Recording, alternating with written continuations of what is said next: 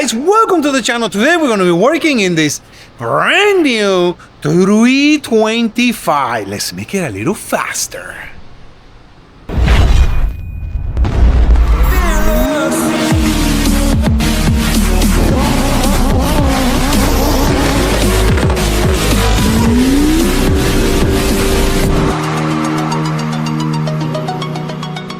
Oh yeah, let's make it a little faster. What's the story with this jet ski?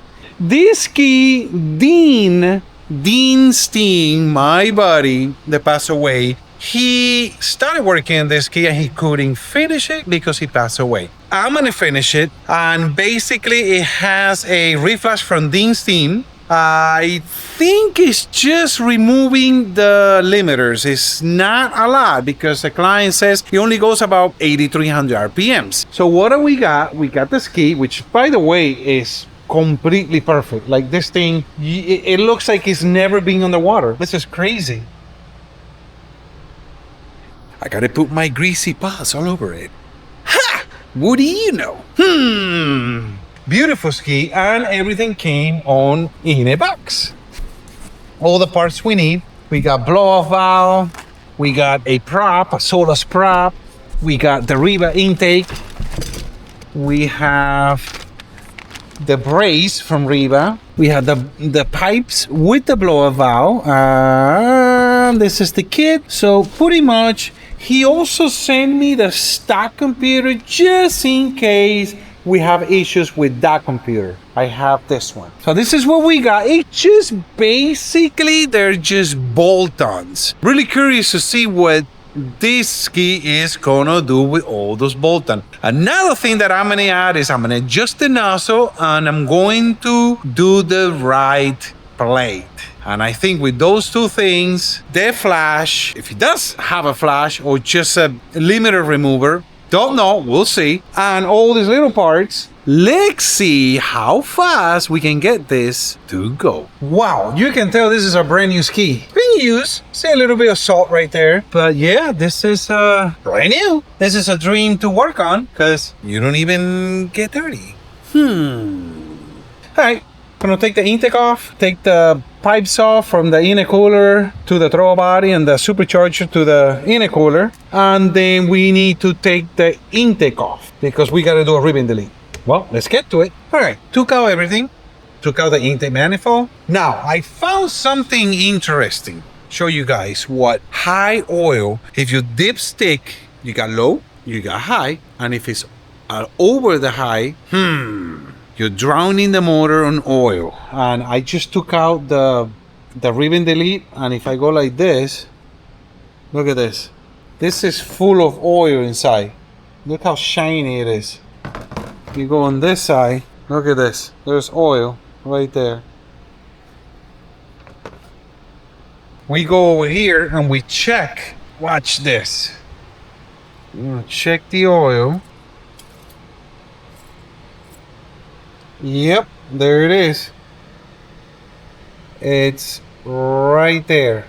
That's too high. So now what's gonna happen is it's gonna throw oil everywhere. Oh, I see it right there. You guys can see it. You see it right there? That's yellow. That is oil right there. So the whole intercooler has oil. Interesting. Now the way it works is because of the breather goes into the air intake, and then the motor has too much oil, so it blows it out. The breather goes into the intake on the supercharger and blows it through the supercharger, goes into the intercooler, and it goes into the motor. And you're making a mess just because you have too much oil. Too much oil is not good. You gotta be in the middle. The middle is perfect. From the middle to 3/4. That's where I like it. You guys can put it wherever you want. You can comment down below and say, what is the best level of oil that you run on your jet ski? Comment down below and let us know.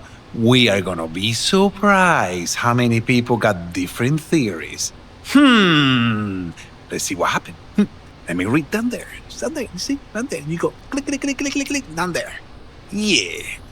All right, let me go back to work. talking to myself. All right, notice something. I'm going to change. We're going to put springs and retainers on this belt because he has a feeling, the owner, that he's going to want a cam later. He wanted just retainer. I said, why not just put the springs too? Just in case later you want to put the cam, you don't have to pay twice labor. Now, took out 2 of the spark plugs. What I noticed is this. This is the third one.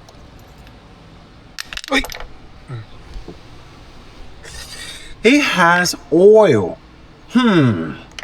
Wonder what is... Well, see, this one doesn't have oil. These 2 had oil. Interesting. You gotta be careful when you overfill these motors. You can't overfill them. They start shooting oil everywhere. All right, we're ready for the springs and retainers. Let's start with this one since it's down anyway. Got the springs and retainers, the Calas springs and retainers. Look at this beauty. Nice. All right. Well, let's get it done. All right, we put the air on. I haven't done anything yet. And the compressor goes on. Because guess what? There's a lot of air leaking out. All right, let's wait for the compressor to shut off and I'll show you guys what's going on. See you in a little bit. All right. Now that the compressor is off, now we can listen. And as you guys can hear, we open up the throttle body. Nothing there. We hear it here, but if we go back to the exhaust,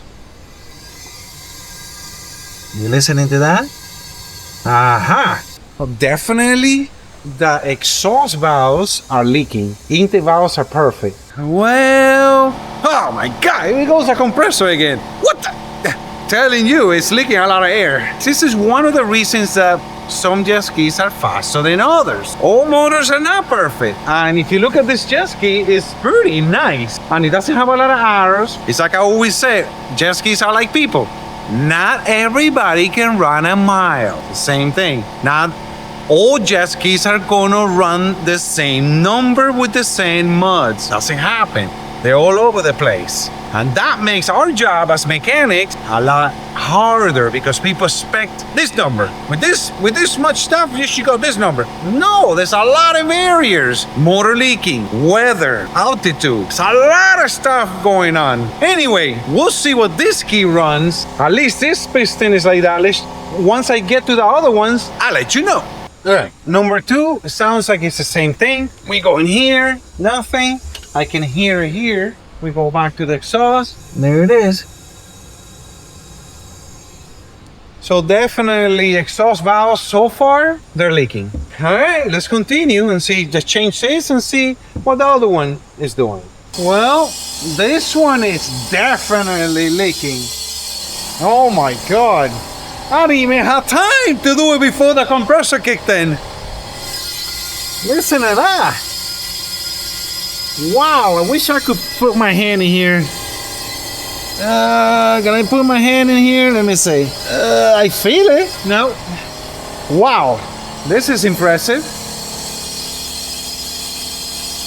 Oh yeah, I feel it just putting my hand here. Wow, that's crazy. All right, well, let's keep going. All right, we are done with the springs and retainers. I had a customer. This is kind of funny. Had a customer, he had a jet ski with 10 arrows, and he's like, what did you do to my cam? Why does it have wear? Just like this one. You see that? Those little lines? That's not wear. That's just stain, basically. Yes, it is wear, but if you go like this, there's nothing there. I mean, come on. You know, the parts in the engine are not floating. They need to touch each other. And that's why the oil is there to protect it. But you're still going to see a tiny bit of wear. Just funny. He thinks that all parts are going to be nice and shiny like this. And this one here is very low hours, and that's normal wear. Completely normal. Like I say, if I go like this, there's nothing there. It's just a little stain, normal wear. All right, something else that people don't realize too is these motors, they have a lot of stretch bolts. Gotta be careful with those, especially the ones here in the rockers. Always want it. Buying brand new, make sure you get OEM bolts. Don't get aftermarket. They just don't work, especially for these bolts. These bolts are special. They're nice and thin right here so the oil can go through them. The aftermarket ones are thicker. And in my opinion, that doesn't work because you're limiting the amount of oil that goes into the rocker. Go OEM and you're not going to regret it. Finish everything on the ski, turn it on, and it gave me a U3FFF code. U, number 3, and 3 Fs. That is something to do with the fuse system. And it's this sensor here. This sensor in some of the 24s came bad. Pretty easy to replace. It's just on top of the sending unit. Has a little clip that you take out and you plug the new one in, and that's it. Let's do that and see if the code goes away. See what happened. All right, this is ready to go. I install the sensor. Before I do the right plate, I want to ride it with all this little stuff that we just put on and see where we are. And then we're going to do the right plate and see what we get. All right, we're here at the lake. We're going to test it before I do the right plate and see what the difference the right plate makes with just basically a stock jet ski. Because we know obviously the faster you go, the more of a difference it makes. So it will be interesting to see what it does at just barely a little over 80.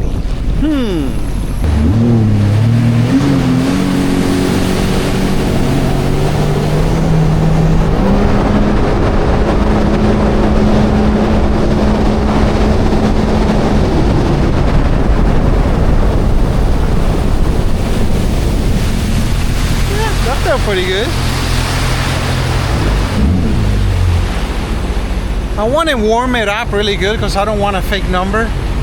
So just want to warm it up and then we'll get a really good number. You know, the real number, I should say. Just in that, I mean, you got to remember this thing is basically stock. It's just getting rid of the limiters. I just saw 78, so we'll see.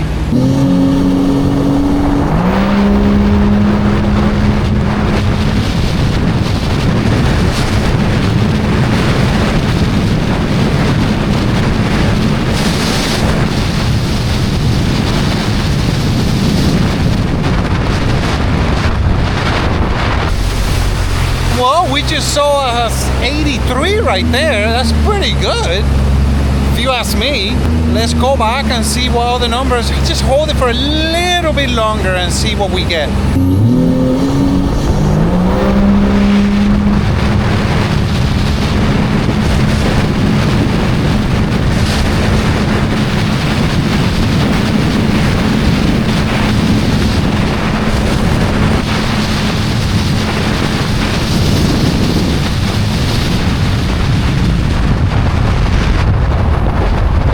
All right, so that was 82.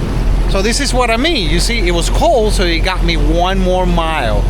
So let's try one more time, the same way that we went, and see what we get.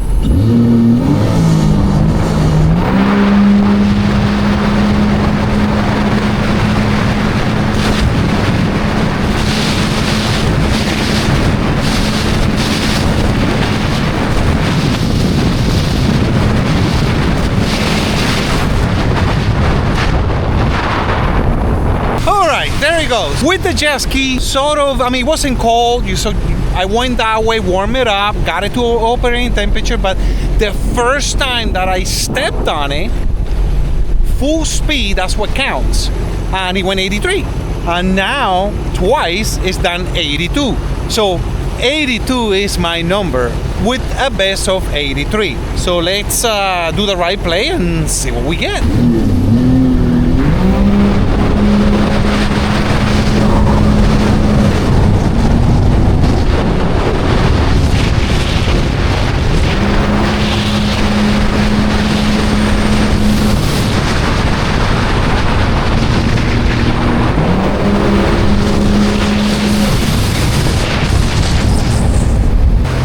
Tell you what, this jet ski, for just having what it has, is pretty quick.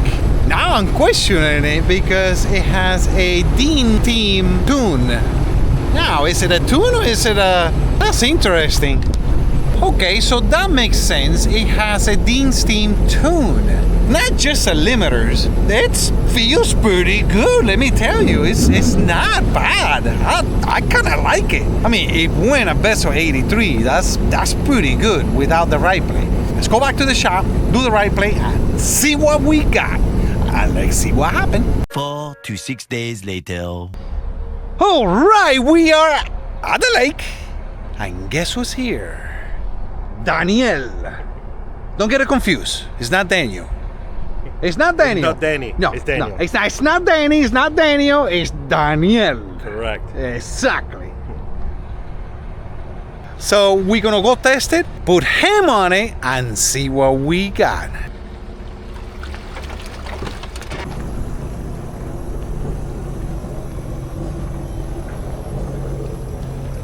Now, what's interesting about him is he's a lot taller than me. Even though he's heavier than me, he's taller. What do you guys think? Does it make a difference? My theory is if you're taller, you can step all the way at the back of the jet ski, hide under the steering, and the nose of the jet ski will come up farther. So that means you're gonna go faster. I don't know.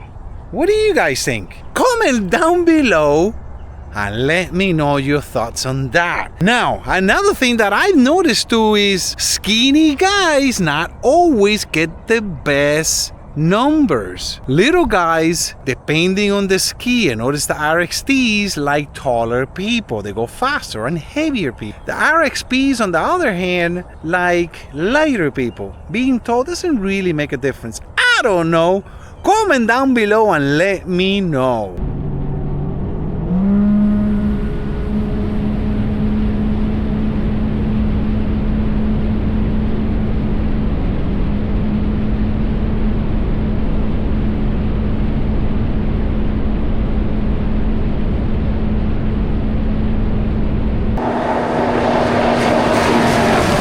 Tell you what, that looked pretty fast to me.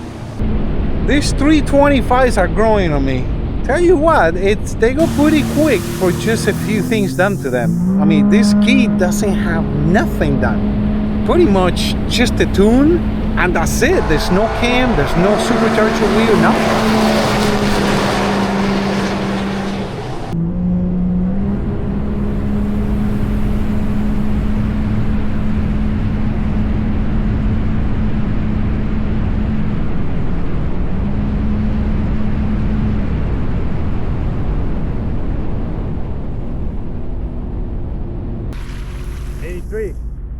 83. All right, so he did a couple of short runs and he was just sitting on the seat. He is 200 and plus. I think he said he was 250, something like that. And if you just sit on the seat, you're an anchor. And I think he said he got 83 out of it. I got way more than that. So I told him, look, you need to put your feet back, make the weight and how tall you are work for you, and try again. If not, then I'm gonna have to get on it and show this guy. All right, so he's trying again. He's going all the way back there and he's gonna come back.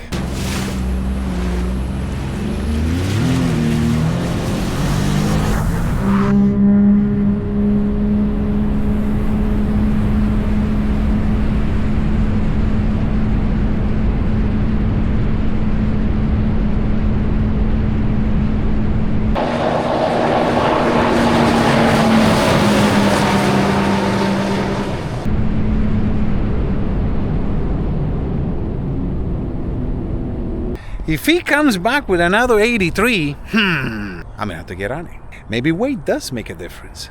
I don't know. We'll see what he says.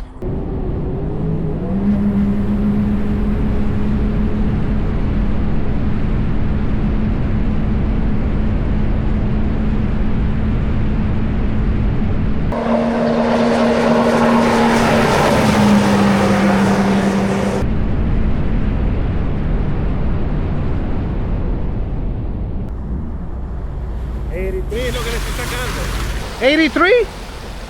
All right, let me get on it. All right, I'm gonna get on it and see. It is hot. But we'll see. When I tried it was hot too, so.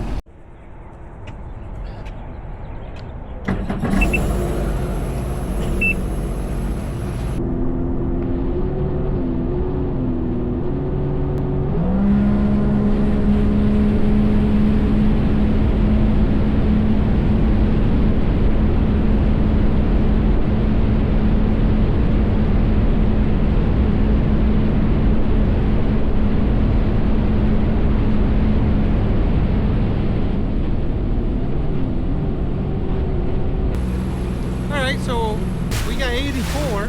Curious.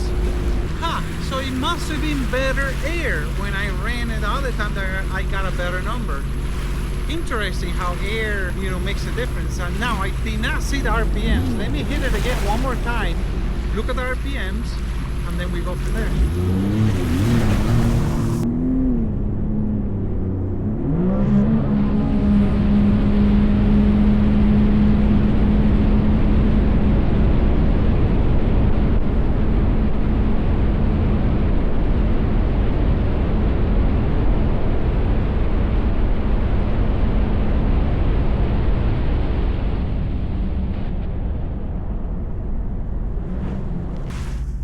So it went 8,500.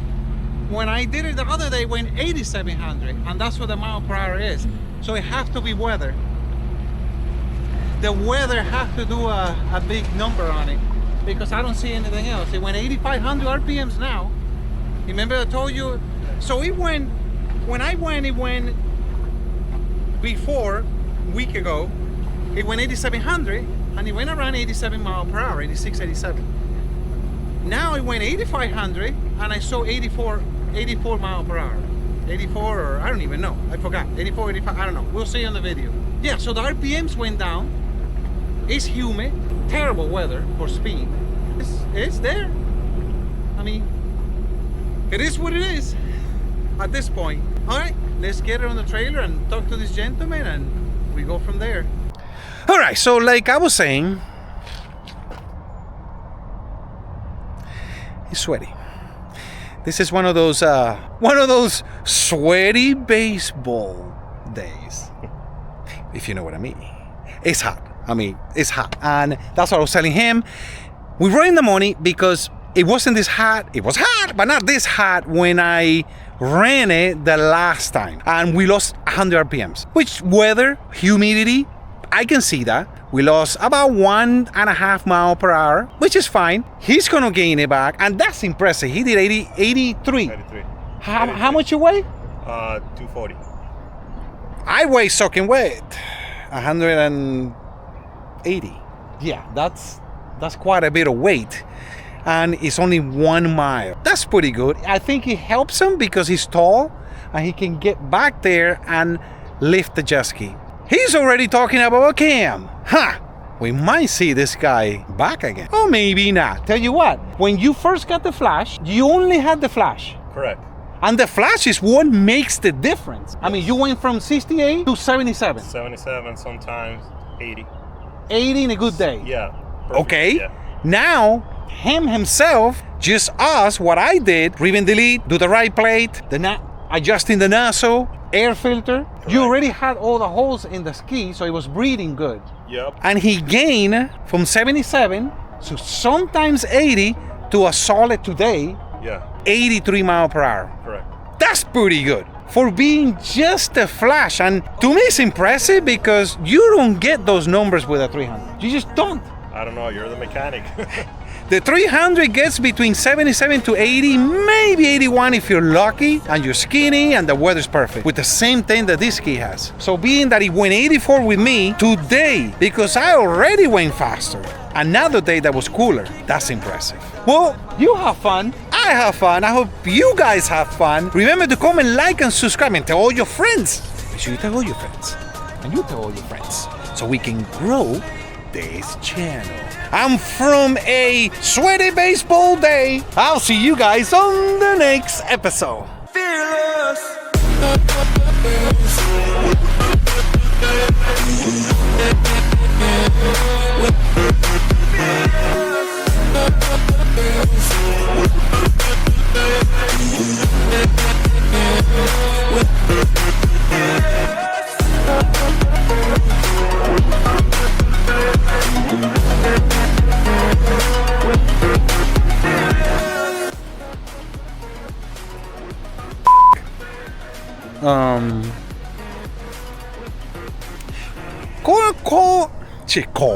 Call me. Yeah, call me right now. Days. Baseball game. Baseball days. Wait. See you next time.